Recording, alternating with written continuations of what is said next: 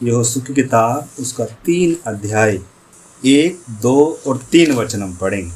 इसमें और भी कुछ बातें हैं जो हमारे आत्मिक जीवन के लिए उपयोगी हैं, महत्वपूर्ण हैं। हम इसको सीखेंगे। यहोशू सवेरे उठा और सब इजरायलियों को साथ ले सित्तीम से कूच कर यरदन के किनारे आया और वे पार उतरने से पहले वहीं टिक गए। पिछले एतवार को भी देखा था। पहली बात क्या है? यहोशू सवेरे उठा, सब इजरायलियों को लेकर यरदन के किनारे आया। साधारण उठना नहीं है ये सवेरे।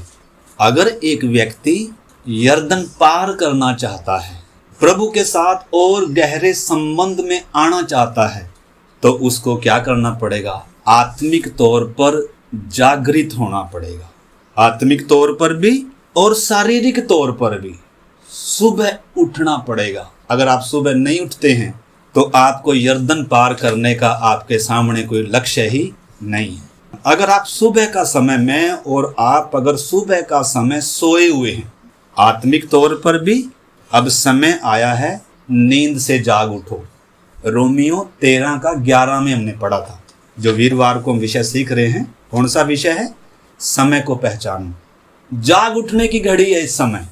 तो आत्मिक तौर पर भी जागना और शारीरिक तौर पर भी सुबह का जो समय है, परमेश्वर के साथ अगर वो समय हम नहीं बिताते तो वास्तव में हमारे सामने यरदन पार करने का लक्ष्य ही नहीं। तो भोर में उठना एक नई शुरुआत, आत्मा की जागृति, मतलब सबसे पहले उन चीजों को प्राथमिकता, मसीह जीवन को प्राथमिकता। कई बार हम सुबह कब उठते हैं? जब कभी ड्यूटी पे जाना हो, 4 बजे भी उठ जाएंगे। कई बार सुबह हम कब उठते हैं? जब शादी में जाना हो, रिश्तेदारी में जाना हो।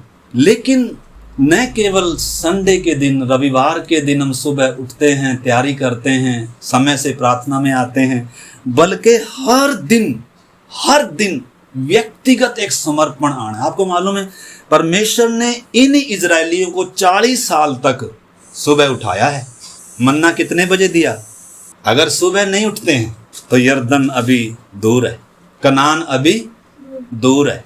क्योंकि हम में से बहुत सारे क्या हैं, चलो जिस समय जी किया उठेंगे, जी किया तो बाइबल पढ़ेंगे, जी किया तो 5 मिनट की प्रार्थना करेंगे। मतलब अगर ऐसी भावना है, ऐसी सोच है, तो मरुभूमि में घूम रहे हैं। मरुभूमि में घूम रहे हैं और शरीर के अनुसार। ये शारीरिक लोग हैं जो अपने आत्मिक जीवन को प्राथमिकता नहीं देते, जो परमेश्वर के संबंध को प्राथमिकता नहीं देते, जो सुबह भोर में उस मन्ने को, उस वचन को प्राथमिकता नहीं देते जिससे हमें बल मिलना है। प्रभु दिन भर मुझे गिरने से बचाना, मेरी मदद करना। प्रार्थना के कितने विषय हैं, धन्यवाद, आराधना, वचन। अगर हमारे जीवन में ये नहीं है तो यरदन का अभी तक हम बहुत पीछे ही हैं। इस करके मेरे प्यारे भाई बहनों, सबसे पहले हम देखते हैं यहोशू सुबह उठा, प्राथमिकता, एक आत्मिक जागृति आ रही है, कुछ करने का हौसला है, कमर कस ली। आपको मालूम है, जब परमेश्वर ने इनको मिस्र से निकाला था तो सबसे पहले परमेश्वर ने क्या कहा? इससे पहले कि मेमना खाओ, उससे पहले अपनी कमर बांधो, हाथ में लाठी लो और पाँव में क्या पहनो? जूता पहनो। ये ऐसे खाने की चीज नहीं, आपने खाते ही मिस्र छोड़ना है। मेमना खाकर आप मिस्र में रह नहीं सकते हैं। मेमना उनके लिए है जो मिस्र को छोड़ देंगे। परमेश्वर ने वो सिखाया है पीछे। मन्ना उनके लिए है जो सवेरे जगेंगे। अगर सवेरे नहीं जगते, नीति वचन क्या कहता है? नीति वचन की किताब 6 अध्याय, हे आलसी व्यक्ति जो है ना, कभी भी परमेश्वर के राज्य में प्रवेश नहीं करेगा। आलसी व्यक्ति, बहुत सारे वचन हैं, उनमें नहीं जा रहे। आलसी व्यक्ति कभी सुबह उठेगा? बताओ।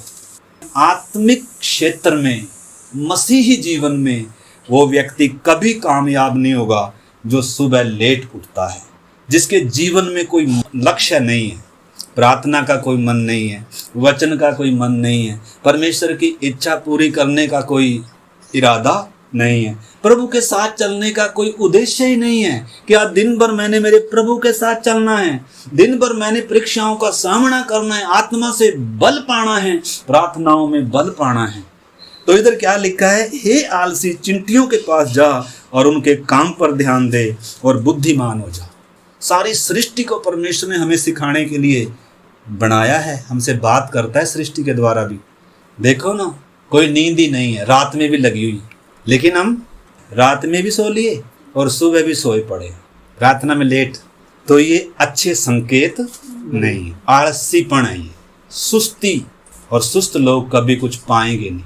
सुस्त और आलसी लोग क्या करेंगे? खोएंगे। इधर लिखा है, उनके न तो कोई न्यायी होता है, न प्रधान और न प्रभुता करने वाला, तो भी वे अपना आहार धूप काल में संचय करती हैं और कटनी के समय अपनी भोजन वस्तु बटोरती हैं। धूप भी नहीं हो देखती, अभी कटनी का समय है, बटोरने का समय है, अकाल आ रहा है।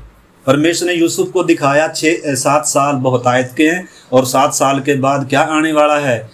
अकाल आने वाला है। उसने क्या किया? उसने बटोरना शुरू कर दिया। वचन कहता है अनंत काल के लिए बटोरो। बटोरने का समय है, बोने का समय है, जागने का समय है। प्रभु का आगमन निकट है। शायद कोई और कोरोना से बड़ी महामारी आ जाए, भूकंप आ जाए, भूई डोल आ जाए, किस समय कोई देश किस पर आक्रमण कर दे। पता है हम कल तक जिंदा हैं या मर जाएंगे? हमारे जीवन का मकसद क्या है? हम क्यों धरती पर हैं? हम किसके लिए जी रहे हैं? क्या हमने कोई लक्ष्य निर्धारित किया है? हमने अपने जीवनों को जांचना है मेरे प्यारे भाई बहन। दुनिया अपने अपने कामों में, भक्ति में, खेल में और सब चीज़ों में व्यस्त है। अभी IPL खत्म होया, क्या जनून है दुनिया के अंदर IPL का। अभी बेंगलुरु में वो जिन्होंने वो जीती वो कर रहे थे, भगदड़ मच गई, कितने लोग मर गए, कितने दब गए। मतलब इतना भूत सवार है लोग। जो परमेश्वर की उपस्थिति में रहता है उसमें जो आनंद है ना, वो इन चीज़ों में आनंद। लेकिन जो परमेश्वर में आनंद नहीं ले रहा भाई, उसको तो किसी न किसी में लेना पड़ेगा। जो प्रभु में आनंद नहीं ले रहा, मैं ये नहीं कह रहा कि खबर नहीं सुननी चाहिए या इन चीज़ों में इंटरेस्ट नहीं होना चाहिए, लेकिन उतना भी ना हो कि इसको तो हम 100% दे रहे हैं और परमेश्वर के वचन को, परमेश्वर के साथ के संबंध को अचार की तरह इस्तेमाल कर रहे हैं। बाकी सारी चीजें अचार की तरह इस्तेमाल कर लो, थोड़ी थोड़ी मिल गई तो मिल ठीक है, नहीं मिल गई तो ठीक है, देख लिया तो ठीक, नहीं देखा तो ठीक। लेकिन भोजन से ही पेट भरेगा, अचार से भरेगा क्या? हमें क्या करना चाहिए? हमें परमेश्वर के साथ के संबंध पर ज़्यादा जोर देना चाहिए। ठीक है, आगे बढ़ेंगे हम जल्दी से। तो सबसे पहले तो अगर हम मसीह जीवन में आगे बढ़ना चाहते हैं, सफल होना चाहते हैं, तो सबसे पहले तो परमेश्वर क्या सिखा रहा है? सुबह भोर में उठना सिखा रहा है, मन्ना बटोरना सिखा रहा है, प्राथमिकताएं बदलो सबसे पहले तो। आगे भी थोड़ा सा पढ़ लीजिए। कह रहा है, हे आलसी तो कब तक सोता रहेगा? कब तक सोता रहेगा? रोमियो 13:11 पढ़ा था ना हमने। अब जाग उठने का समय है, घड़ी आ पहुंची है, जाग जाओ। और नहीं तो क्या आने वाला है? सब कुछ खो देंगे, सब लुट जाएगा। कोई चोर की तरह आ रहा है, अपनी कीमती दुल्हन को, मोती को इस संसार में से ले जाएगा। और उसके बाद अकाल शुरू है। उसके बाद 7 साल क्या है? दुनिया परमेश्वर के न्याय को देखने जा रही है। लोगों को नींद नहीं होगी, लोगों को चैन नहीं होगा, शांति खत्म हो जाएगी, मेल उठ जाएगा। कलीसिया जो अब इस समय दुनिया के लिए प्रार्थना करती है, कलीसिया चली जाएगी, उद्धार का द्वार बंद हो जाएगा, अनुग्रह का समय खत्म हो जाएगा, मुक्ति मांगने से भी मुक्ति नहीं मिलेगी। हमने इस बात को अच्छे से समझना मेरे प्यारे भाई। क्या हम बटोर रहे हैं अनंत जीवन के लिए? क्या हम सुबह भोर में उठते हैं? क्या हमारे जीवन में परमेश्वर के साथ चलने का हमारे जीवन का वो लक्ष्य है? हमने चेक करना है। इधर वचन क्या कहता है? कहता है, हे आलसी तू कब तक सोता रहेगा? तेरी नींद कब टूटेगी? कुछ और सो लेना, थोड़ी सी नींद, एक और झपकी, थोड़ा और छाती पर हाथ रखे लेटे रहना। तब तेरा कंगालपन, तब तेरा शरीर के लिए तो पैदल चलना पड़े, पसीना बहाना पड़े, कसी चलानी पड़े, हर काम करेंगे आंटी जी शरीर के भोजन के लिए। लेकिन आत्मा के लिए, आत्मिक जीवन के लिए, परमेश्वर के साथ के संबंध या अनंत जीवन के लिए हमारे पास समय नहीं है, मन ही नहीं। पहली बात तो टाइम ही नहीं है, टाइम है तो मन नहीं है, मन करता है सो जाए। सुबह की नींद कितनी प्यारी है। कई बार तो ऐसा भी लगता है ना भाई, प्रार्थना का टाइम होने वाला, 5 मिनट बाकी, आंख खुली, अरे 5 मिनट और सो जा। कभी कामयाब नहीं होंगे। इसको इग्नोर नहीं किया जा सकता। मतलब अगर हमने आत्मिक जीवन में आगे बढ़ना है, परमेश्वर के साथ के संबंध में आगे बढ़ना है, उस दूध और मधु के देश में अगर जाना या उसका अनुभव करना चाह रहे तो हमें क्या करना पड़ेगा भाई जी? इधर लिखा है थोड़ी सी नींद, एक और झपकी, थोड़ा और छाती पर हाथ रखे लेटे रहना, तब तेरा कंगालपन राह के लुटेरे के समान और तेरी घटी हथियार बंद के समान आ पड़ेगी। आत्मिक कंगालपन आ जाएगा। आत्मा में फिर कोई शांति नहीं, कोई आनंद नहीं। किसी को बर्दाश्त करने की बात आए, किसी को माफ़ करने की बात आए, या और बहुत सारी चीज़ें, दिन भर जो बल चाहिएगा, दिन भर जो प्रभु का अनुग्रह चाहिएगा, वो मिलेगा नहीं। मत्ती 26:41।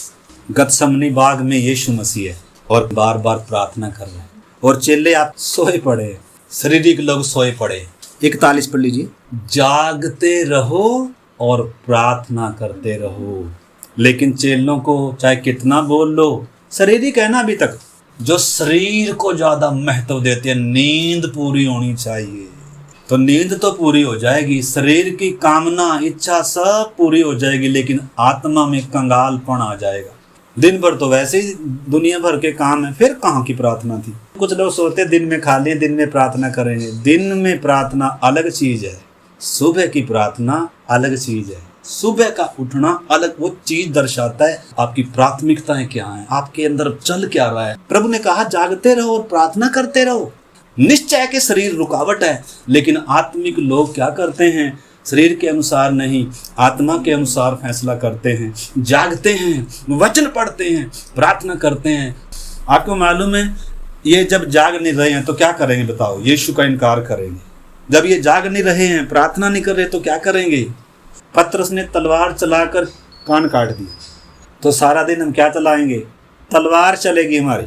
मुंह के अंदर भी एक तलवार है और बाहर भी तलवार है। छोटी छोटी बात आई और हम तलवार क्या करेंगे? चलाएंगे, और आखिर में हम बोलेंगे हम यीशु को नहीं जानते। मुंह से तो नहीं बोलेंगे, लेकिन हमारे काम सारा दिन बताएंगे हम यीशु को नहीं जानते। लिखा है तुम्हारे कामों से लोग परमेश्वर की क्या करें। हमने अपने जीवनों को जांचना। मेरे प्यारे भाई बहन, जिसने हमें आदर्श दिया, जिसने हमें नमूना दिया, जिसके पीछे हम चल रहे हैं, वो अपनी दुल्हन से कैसी उम्मीद करेगा? मरकुस 1:35। भोर को दिन निकलने से बहुत पहले वह उठकर निकला और एक जंगली स्थान में गया और वहां प्रार्थना करने लगा। हम पढ़ते तो हैं, लेकिन उठेंगे अपनी मर्जी से। यीशु मसीह जिसको प्रार्थना की जरूरत नहीं है, अगर वो प्रार्थना कर रहा है, आखिरी श्वास क्रूस पर भी प्रार्थना कर रहा था, आखिरी श्वास भी उसकी प्रार्थना थी, हे पिता इन्हें क्षमा कर। क्षमा कौन करेंगे?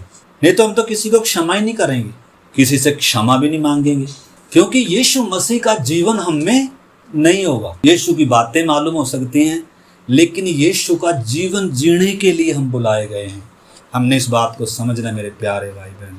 गुरुद्वारों में जाकर देखो, मंदिरों में जाकर देखो, सुबह भोर में लोग उठते हैं, स्नान करते हैं, कीर्तन करते हैं। हमारे गांव में जो गुरुद्वारे हैं, सरदारनियाँ सुबह सुबह 4 बजे उठकर नहाती हैं, 4 बजे उठकर नहाती हैं और फिर किधर जाती हैं? गुरुद्वारे में जाती हैं। जो अन्य जाती हैं उनके अंदर इतनी श्रद्धा है, लेकिन हम जो विश्वासी हैं, जो दिन की संतान है, यानी कि रात की संतान तो जाग रहे हैं और दिन की संतान सो रहे। ये बताता है प्रभु के साथ मेरा कितना गहरा संबंध है। यीशु के बारे में लिखा है सुबह भोर वो मेरी आंख खोलता है ताकि मैं उसकी सुनूं।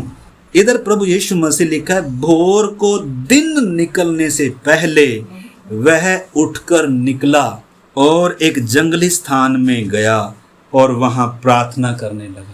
घर में हो सकता है या भीड़ चेलों के साथ हो सकता है, प्रार्थना करने का माहौल नहीं है। एकांत की प्रार्थना। किधर जा रहा है? जंगल में जा रहा है। हम तो जंगल में वैसे ना जाए तो हम तो ये डर खाता रहे, अरे सांप खा जाएगा, अरे शेर खा जाएगा, हाथी आ जाएगा। हमें तो घर में भी इधर से भी कुंडा लगाया, अंदर से भी लगाया, बाहर से भी लगाया, खिड़कियां सब बंद कर रखी, फिर भी रात को डर रहे, अरे कुछ आ तो नहीं गया। चूहे छिपकली का तो डर चलो अलग है, लेकिन देखो ना यहाँ प्रभु यीशु मसीह ना तो चूहे छिपकली का, ना सांप का, ना कीड़े का। क्या जंगल में उसके लिए किसी ने बिस्तर लगा के रखा हुआ था? अगर यीशु मसीह इतनी प्रार्थना करने वाला व्यक्ति है, प्रार्थना ही सिखाया चेलों को, इस रीति से प्रार्थना किया करो, इस विषय के लिए प्रार्थना किया करो, अपनी दुल्हन को सिखा रहा है, तो हम देखें अपने जीवन को, परमेश्वर के साथ मेरा रिश्ता। कैसी दुल्हन चाहेगा? बोलो, यीशु मसीह कैसी दुल्हन चाहेगा? आलसी, सुस्त, ताकि वहां स्वर्ग में जाकर भी सोई रहे? कैसी दुल्हन चाहेगा बताओ? कोई भी एक दुल्हन चाहेगा तो कैसी चाहेगा? जितने भी हम भी हैं ना, तो कैसी चाहेंगे? सुबह उठने वाली हो और सारा काम धाम पूरा घर गृहस्थी संभालने वाली हो। कोई ऐसी चाहेगा जो देर तक पड़ी रही? तो प्रभु चाहेगा। लेकिन हम कब उठेंगे? जब सूरज किधर आ गया? ऊपर आ गया, या ड्यूटी जाना है, फिर हम सुबह सुबह उठेंगे फटाफट। लेकिन परमेश्वर का वचन हमें बता रहा है, प्रभु यीशु मसीह कैसे लोग चाहता है। चेलों को प्रभु उठा रहा है, उठो प्रार्थना करो, उठो प्रार्थना करो, उठो जागो थोड़ी देर, समय आ रहा है बुरा, तुम्हारे सामने परीक्षाएं आ रही हैं। अगर वो जागते, अगर वो प्रार्थना करते, शायद वो तलवार ना चलाते, शायद वो यीशु का इनकार ना करते। लेकिन ना जागने के कारण हारा हुआ जीवन है, शरीर के अनुसार चलने वाला जीवन है, आत्मा सुन पड़ी हुई है। यहोशू भोर को उठकर किधर लेकर जा रहा है? यरदन के पार। इधर हम देख रहे हैं जो असली हमारा यहोशू है, यीशु मसीह, लिखा है भोर को दिन निकलने से पहले वह उठकर निकला और जंगली स्थान में गया और वहां क्या कर रहा था? प्रार्थना कर। मेरे साथ है सारे? भोर में प्रार्थना कर रहा था, क्योंकि उसके सामने बहुत कुछ था, जिन विषय थे, क्रूस था, पिता को प्रसन्न करना है, बहुत सारी बातें आएंगी, फरीसी आएंगे, सदुकी आएंगे, सताने वाले आएंगे, मारने वाले आएंगे। इस करके पूर्ण मनुष्य तव में प्रभु यीशु मसीह क्या कर रहा है? प्रार्थना कर। दिन में कर रहा है, रात में कर रहा है। लेकिन हम प्रार्थना को, हम सुबह के उठने को क्या करते हैं? इग्नोर। इसलिए आज हमारी ये दशा है। अभी भी हम अच्छा वचन सुन रहे हैं, लेकिन हमने करनी तो, आप जो मर्जी बोलकर चले जाओ, दुनिया बोलकर चली गई, बड़े बड़ों से हमने वचन सुन लिया, सीख लिया, नोट्स भी हमारे पास हैं, लेकिन हमने उठना तो अपनी मर्जी से है। तो आप फिर तैयार किसके लिए हो जाओ? कंगालपन आएगा, परीक्षाएं आएंगी और सामना नहीं कर पाएंगे। ठीक है ना?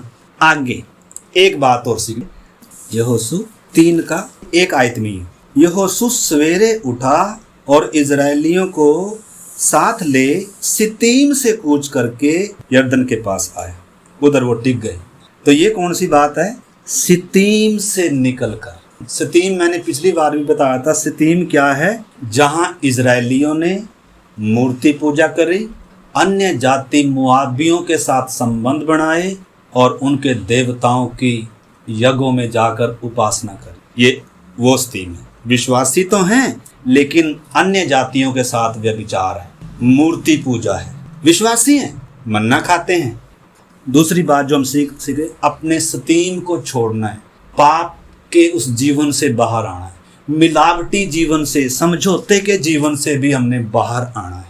जब तक हम अपना सित्तीम नहीं छोड़ेंगे, पाप के वो सारे रास्ते नहीं छोड़ेंगे, प्रभु कहता है, निकाल लीजिए 2 कुरिन्थियों 6 अध्याय, और जब हम 14 से पढ़ते हैं, असमान जुए में ना जुतो। इधर लिखा है अविश्वासियों के साथ असमान जुए में ना जुतो। ये इलाका कौन सा था?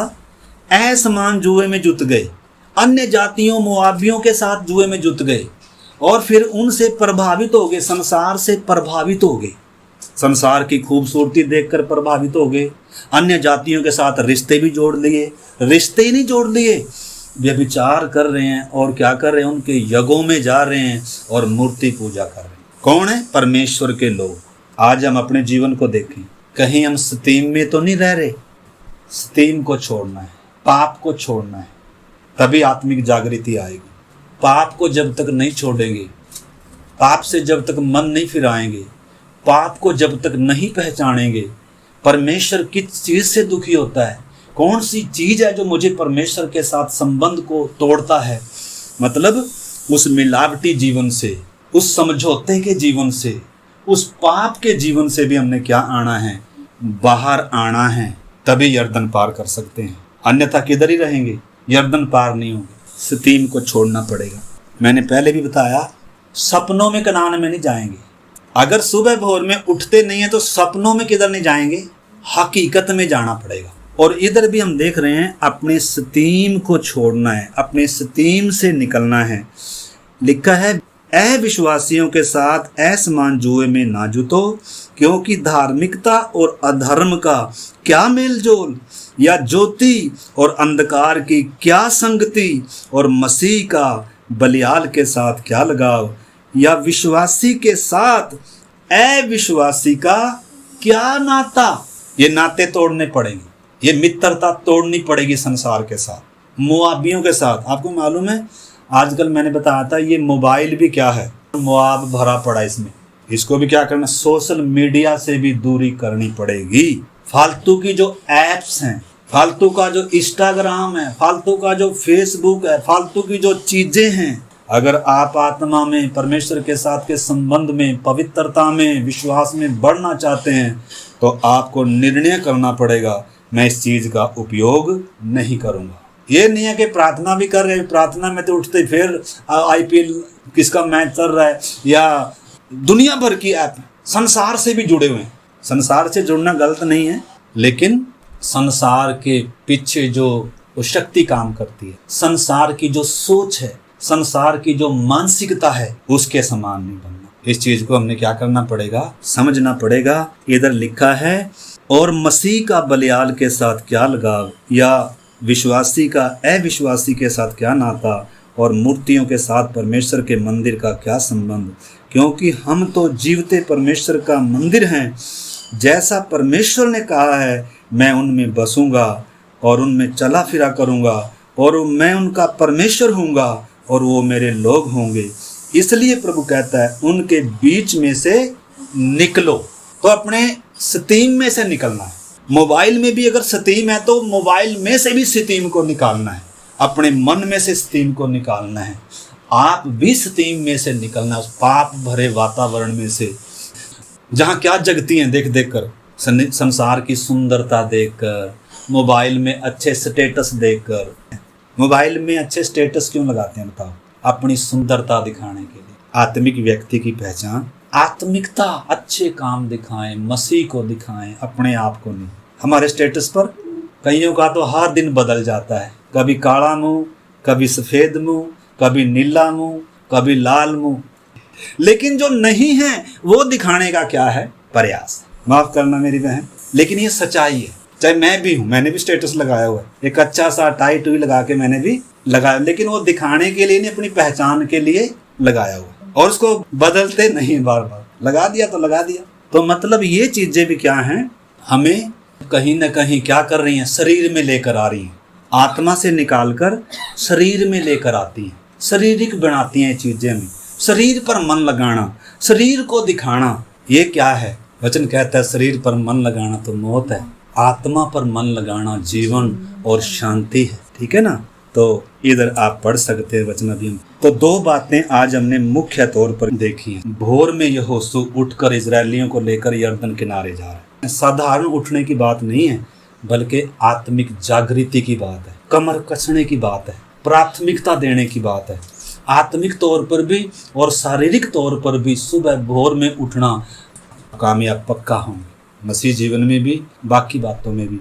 और दूसरी बात, हमें अपने किसको छोड़ना है? सितीम को छोड़ना है, पाप की जगह को, उन क्षेत्रों को छोड़ना है, उन मित्रताओं को छोड़ना है, चाहे मोबाइल के द्वारा, सोशल मीडिया के द्वारा हो, या और हम स्कूल में पढ़ते हों, या कंपनी में, जहाँ भी हम काम की जगह हो।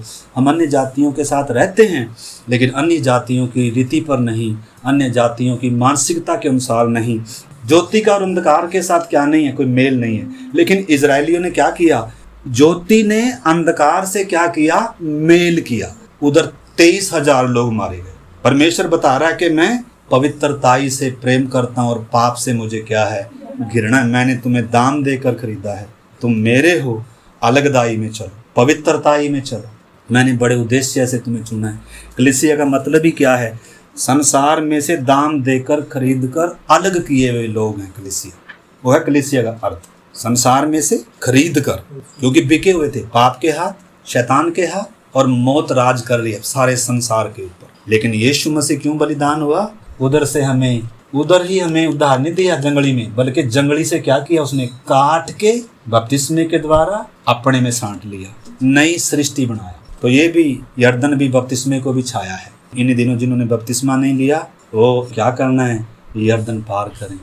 या जिन्होंने बपतिस्मा तो लिया है, लाल समुद्र पार किया है, लेकिन बपतिस्मे की गहराई मालूम नहीं है, यर्दन पार कर। तो हमने अपने स्टीम को भी क्या करना है, छोड़ना है। आज निर्णय लें। एक तो सुबह उठने का निर्णय लें, वचन पढ़ूंगा, प्रार्थना। दूसरा, अपने मोबाइल में से भी जो भी मुआबी चीज है, स्टीम की बात है, पाप की बात है, आज ही डिलीट करता हूँ। अगर मैं फिल्मी गीत सुनता हूँ उसको आज बंद करता हूँ। अगर मैं फिल्में देखता हूँ, सीरियल देखता हूँ, अगर मैं तारक मेहता देखता हूँ, अगर मैं फालतू का समय इसमें गेम है, ये है, वो ये चीज़ों में गवाता हूँ, आज हम निर्णय ले सकते हैं मेरे प्यारे भाई बहनों। नहीं तो हम इसी क्षेत्र में, हारे हुए क्षेत्र में ही रहेंगे। कुछ चीज़ें परमेश्वर छोड़ने के लिए बोलता है, कुछ चीज़ों से परमेश्वर खुद निकलने के लिए बोलता है। प्रभु कह रहा है उनके बीच में से निकलो, खींच कर नहीं निकाल लेगा प्रभु हमें। सदोम अमोरा में से स्वर्गदूतों ने लूत और उसके परिवार को खींच कर निकाला, हाथ पकड़ कर निकाला। ये देश नाश होने जा रहा है, फटाफट इधर से निकलो और पीछे मुड़ कर नहीं देखना। लेकिन परमेश्वर हमें खींच कर नहीं निकालेगा। परमेश्वर हमसे बात कर रहे हैं मेरे प्यारे भाई बहनों। आइए एक समर्पण करें। हालेलुया। सोशल मीडिया पर हमें काम रहता है, कहीं नौकरी करते हैं और बहुत सारी चीज़ें हैं, पढ़ाई करते हैं बच्चे, वो सब चीज़ें हैं। लेकिन जो फालतू है, नाजायज़ की चीज़ें हैं, जो जिससे हमें आत्मिक उन्नति नहीं बल्कि हमें संसारिकता आती है और पाप में हमारे जीवन को डालती है, हमारे विचारों में पाप आता है और हमारे जीवन में उसका बहुत गहरा असर पड़ता है। इस करके आइए उन बातों से बाहर आएं, आइए एक नए जीवन की शुरुआत करें, यर्दन के किनारे आएं और पार उतरने के लिए तैयार हो जाएं। हमारा यीशु आगे आगे है, संदूक आगे आगे है। जब तक सारे एक एक इजरायली मरुभूमि पार न कर, यर्दन पार न कर ले, वो बीच में खड़ा हुआ है। मेरे पीछे आओ, मैं ही मार्ग हूँ, मैं ही सत्य हूँ, मैं ही जीवन। मेरी भेड़ मेरा शब्द पहचानती है और मेरे पीछे हो लेती है और मैं उसको अनंत जीवन देता हूँ। कोई भी उसको मेरे हाथ से छीन नहीं सकता। आइए प्रभु के साथ अपने प्रेम को गहरा करें, समर्पण करें। प्रभु सोशल मीडिया पर मैं अपने समय को खराब नहीं करूँगा। नींद में, फालतू की बातों में मैं अपने बहुमूल्य समय को, प्रभु जो कीमती समय मुझे आपने दिया है, मैं अपने समय को बर्बाद ना करूं, समय का सदुपयोग करूं। प्रभु जी, अलगदाई में, पवित्रताई में, विश्वास में आगे बढ़ूं, तेरे पद चिन्हों पर चलूं। प्रभु तेरे जैसा बनूं। मेरा अभी ये मेरे जीवन का मकसद हो। पवित्र आत्मा मेरी मदद करो। आइए हम सब प्रार्थना करें, समर्पण करें। जो यीशु के पीछे चलता है वही यरूशलेम जाएगा, जो संदूक को देखकर पीछे चलेगा। प्यारे प्रभु, इन वचनों के लिए धन्यवाद। हम हर एक को प्रभु इन वचनों को समझने के लिए, इन वचनों को अपने हृदयों में रखने के लिए आप हम सब की सहायता करें। प्रभु, कोई भी हम में से इस वचन को अनसुना ना करे, अनदेखी ना करे प्रभु जी, बल्कि आज ही से प्रभु, अब सोने का समय नहीं है, अब जाग उठने का समय है। तेरा वचन कहता है कटने का समय है, बोने का समय है, बटोरने का समय है। प्रभु जी, फल लाने का समय है, आपके समान बनने का, आपकी सेवा करने का, आपके लिए जीने का समय है। प्रभु जी, हम सबको ऐसा मन दे, समझ खुल जाएं, बुद्धि खुल जाएं। प्रभु जी, हम संसार के लोगों के समान खाएं पिएं, संसार में लगे हुए ना रहें, तेरी बाट जोने वाले बन जाएं। प्रभु, तेरी इंतज़ारी में रहें, अपनी तैयारी को पूरा करें। प्रभु, हम सबको आप ऐसा अनुग्रह कर आपके हाथ में सौंपते हैं। धन्यवाद, आपने आज हमें अपने बहुमूल्य सच्चे वचनों को दिया। ये वचन हम सब की आत्मिक उन्नति आशीष का कारण हो। आपके हाथ में सौंपते हैं। प्रार्थना को यीशु मसीह के नाम से मांगते हैं। सबको जय मसीह की। मानना।